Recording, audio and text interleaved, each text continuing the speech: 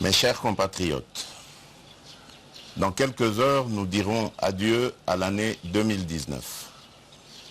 Une année riche et pleine qui a été témoin de plusieurs événements, tant dans la vie de chacun de nous que dans celle de notre nation. 2019 a été l'année de la première alternance pacifique au sommet de l'État depuis notre indépendance. Nous avons, à travers les dernières élections, contredit tous les prophètes de malheur et prouvé au monde entier notre capacité à faire triompher l'intérêt général, et ce, grâce au patriotisme de notre peuple. Nous avons ainsi brisé cette spirale où le vainqueur gagne tout et le perdant perd tout. Nous avons appris à gagner ensemble.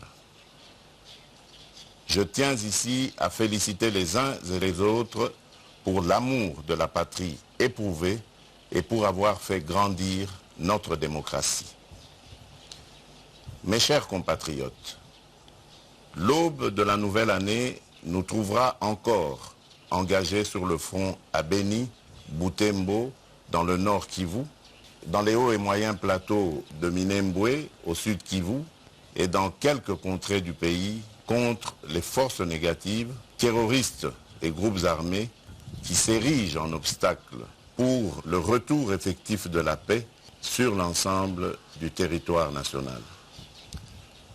Comme je l'avais dit dans mon discours d'investiture et répété à maintes reprises, la conquête de la paix sur l'ensemble du territoire national par l'éradication de l'insécurité constitue et va constituer ma première priorité jusqu'au rétablissement effectif de la paix totale dans notre pays. Car sans la paix et la sécurité, notre population ne pourra pleinement contribuer au développement de notre pays, ce don de Dieu. Ce pays magnifique, grand comme l'Europe occidentale, avec une population de plus de 80 millions d'habitants, déterminés à prendre leur destin en main avec les ressources naturelles innombrables et inégalées.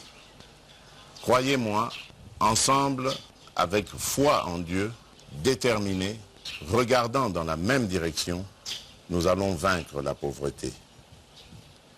Mes chers compatriotes, au moment où je tiens ce discours, plusieurs d'entre nous, conformément à leur serment de servir le pays sous le drapeau, sont engagés dans la défense de la nation au péril de leur vie.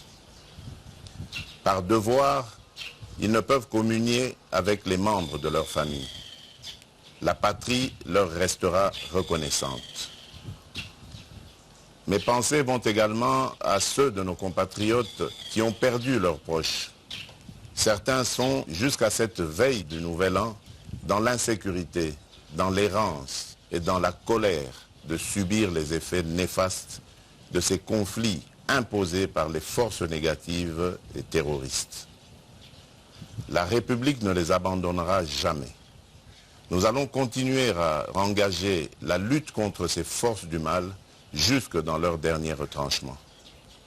Mes pensées vont enfin aux victimes de nombreux accidents aériens, routiers, ferroviaires, fluviaux ou lacustres, des inondations dues aux pluies diluviennes qui ont causé la mort de certains de nos compatriotes à Kinshasa et dans certaines provinces de la République, laissant derrière elles de nombreuses familles sans abri. J'aimerais leur dire notre solidarité et notre compassion. Mes chers compatriotes, l'année qui s'achève est une année qui nous a permis de refaire le diagnostic de la situation globale du pays en étant aux commandes. Elle a été témoin de l'installation effective des nouvelles institutions tant au niveau national qu'au provincial. Et à la faveur d'une coalition inédite, nous avons formé un gouvernement chargé de concrétiser notre programme découlant de ma vision de construire un pays plus beau qu'avant. Sans attendre, après mon investiture, je me suis mis à l'ouvrage pour redorer l'image de notre pays dans la sous-région, en Afrique, à l'international et pour relancer nos partenariats bi- et multilatéraux stratégiques. Aujourd'hui, je ne voudrais pas me satisfaire des résultats engrangés, mais de noter avec vous que le décor de la relance effective de l'économie et du prestige de notre pays a été planté. J'ai pu, à travers le programme intérimaire des 100 jours, apporter des réponses rapides à nos besoins urgents des routes, de ponts, des centres de santé, des écoles, de l'eau, de l'électricité, de l'habitat, pour soulager, tant soit peu, le quotidien de nos populations dans le pays. Beaucoup reste à faire, cependant, et j'en suis conscient. J'ai décidé et amorcé la mise en œuvre effective de la gratuité de l'enseignement primaire telle que le stipule notre Constitution. C'est une réforme que j'entends personnellement suivre pour le bien de nos enfants, notre fer de lance. Au-delà du défi de la gratuité, je me suis engagé avec le gouvernement à veiller à l'amélioration de la qualité du programme, la formation continue des enseignants, ainsi que leur prise en charge. Les discussions engagées entre mon cabinet, le ministère de l'enseignement primaire, secondaire et technique, les représentants des écoles conventionnées catholiques et les autres ont permis au gouvernement de programmer la paye des enseignants dits non payés et des nouvelles unités à partir du mois de janvier 2020. Ceci pour éviter que la mise en œuvre de cette réforme puisse porter atteinte à notre système éducatif. J'entends également veiller à la formation dans nos universités en vue de créer une adéquation entre notre système de formation et les exigences de notre marché. C'est ici l'occasion de rendre hommage à nos enseignants et à nos professeurs d'université qui préparent notre armée du futur, la jeunesse congolaise. Je sais que leurs conditions, tant sur le plan du travail que du social, ne sont pas les meilleures.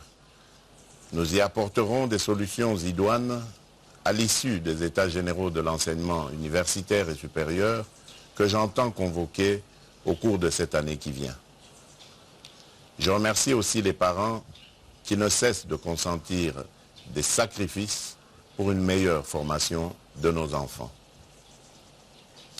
Mes chers compatriotes, notre pays célébrera en 2020 ses 60 ans d'indépendance. L'occasion me semble bien appropriée pour nous interroger, revisiter le chemin parcouru et envisager des perspectives meilleures. Au regard de l'état des lieux actuel, il me paraît urgent de nous remettre en question sur le modèle de la nation que nous voulons construire. Nos pères de l'indépendance ont toujours rêvé de construire une puissance économique au cœur de l'Afrique, assise sur des valeurs d'amour, de tolérance et de partage. J'invite chacun de nous à réfléchir et à apporter sa réponse dans la concrétisation de ce rêve. C'est ainsi que j'ai décrété 2020 l'année de l'action. Le mot action définit au mieux le leadership que j'imprime depuis mon arrivée à la tête de notre pays. Car sans elle, nos discours politiques seraient dépourvus de tout sens. J'entends instaurer un nouveau système de gouvernance dans notre pays. Et dans cette œuvre commune de reconstruction, nous devons travailler de manière à éviter le piège de la routine. Nous devons être constamment à la recherche de solutions innovantes et rapides pour répondre à nos priorités. C'est ce que j'entends par le changement. Mes chers compatriotes, le moment est venu de cesser les hommages aux potentialités et convoquer l'action transformatrice pour répondre efficacement aux multiples besoins de notre population, de l'Afrique et du monde. Car notre pays représente plusieurs réponses aux défis de l'humanité.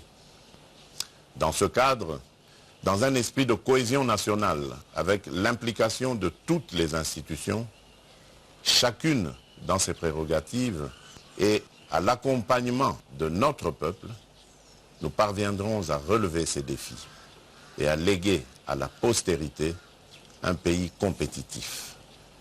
J'attends du gouvernement des mesures d'application pour la mise en œuvre effective des actions abordées dans mon discours sur l'état de la nation, prononcé le 14 décembre dernier devant les deux chambres du Parlement réunies en congrès.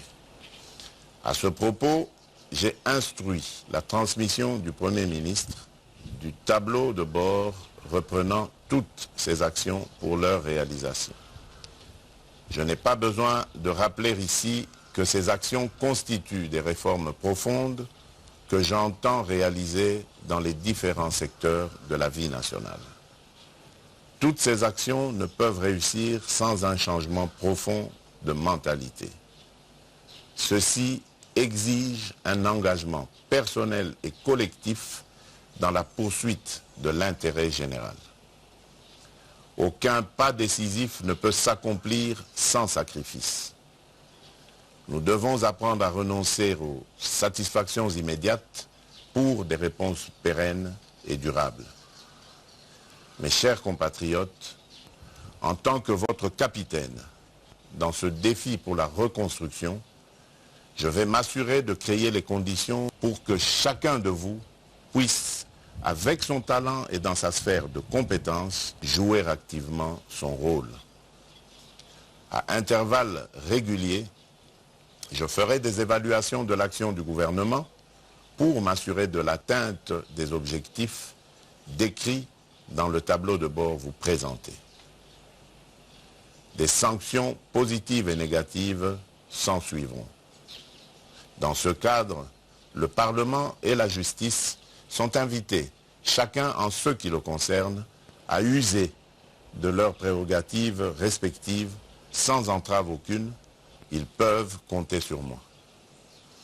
La redevabilité sera un critère clé de l'appréciation de l'action des membres du gouvernement et des mandataires publics. L'efficacité devra être le leitmotiv de leur action. Mes chers compatriotes, l'année 2020 s'ouvre sur des notes positives. La bonne gestion du programme intérimaire des 100 jours, financé sur fonds propres, la gestion rigoureuse des finances publiques et la bonne tenue du cadre macroéconomique nous ont permis d'obtenir un satisfecit du Fonds monétaire international avec à la clé un programme de référence de 6 mois assorti d'une facilité rapide de crédit, FRC, de 368 millions de dollars américains. Je continuerai à veiller à la bonne gestion de nos finances publiques et ainsi garantir une bonne gouvernance économique de notre pays. Mes chers compatriotes, les projets élaborés par notre gouvernement, les engagements pris par nos partenaires nous permettront d'améliorer les conditions de vie de nos populations et à donner du travail à nos jeunes. La paix sera restaurée dans l'Est et dans toutes les parties du territoire national. La stratégie mise en place conduira sans conteste à ce résultat, j'en suis fermement convaincu. Je crois au génie congolais. Je crois en notre capacité à construire un pays qui nous reflète, un pays qui nous ressemble dans ce que nous caressons de plus beau comme rêve. Dans cet élan où chacun doit jouer sa partition, j'invite nos médias et nos journalistes à qui je rends un vibrant hommage pour le travail accompli dans des conditions difficiles, à y contribuer en véhiculant les valeurs du travail et du patriotisme. Mes chers compatriotes, confessons la grandeur du Congo. Travaillons à reconstruire un pays dont nous sommes fiers. Cultivons les valeurs d'amour, de solidarité et de générosité. Bannissons le tribalisme, la haine, l'égoïsme et le népotisme. Œuvrons tous pour la justice sociale. À chacune et à chacun de vous, dans vos familles, au Congo ou à l'étranger, et à ceux qui vivent sur notre territoire, ceux qui ont choisi la République démocratique du Congo comme seconde patrie, je formule mes vœux les meilleurs pour la nouvelle année. Que Dieu bénisse la République démocratique du Congo et son peuple. Je vous remercie.